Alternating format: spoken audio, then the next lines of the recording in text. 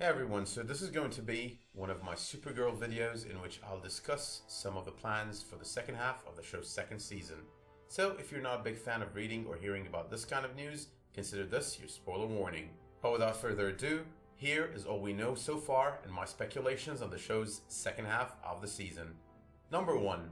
The Superman villain and nemesis Mr. Mxyzptlk will be showing up on the second half of the CW series. I'm tempted to believe he'll be part of the musical crossover that will happen between The Flash and Supergirl, considering in the comics he's known to have once pitted Supergirl against The Flash. The pronunciation of the name of this villain over the years has varied from Mxyzptlk to Mxyzptlk, but regardless of the pronunciation, the spelling alone is horrid. One more interesting fact about his name is it is spelled differently on Earth 2 than it is on Earth 1, with the T in his name preceding the P in his Earth 2 version. Not sure if they're pronounced differently though. The comic book villain debuted early on in the comic book life of Superman and has been introduced as a magical being from the fifth dimension, something that allows him to manipulate reality in a way that seems like magic in our third dimension reality. In Mr. Mxyzptlk's first appearance in the comics, Superman realizes that the only way to get him to stop the harm he was doing was to send him back to his dimension by getting him to spell his name backwards. That worked the first time, but since then, that weakness has been removed from his character in the comics and he just goes back to his dimension when he's done having his fun. The villain's appearances were lighthearted at times, mostly early on in his comic book life, but they did become darker as time passed.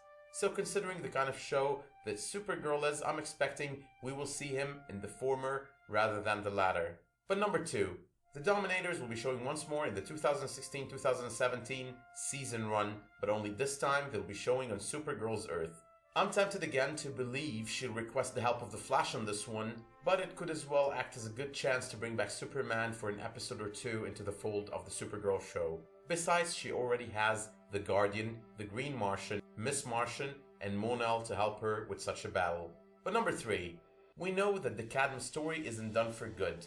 While we know someone out there is looking for Mon-El, and they definitely don't seem friendly and don't sound like they mean well, they seem to be a second plan major villain for the season, just like the Flash is doing with Alchemy and Savitar.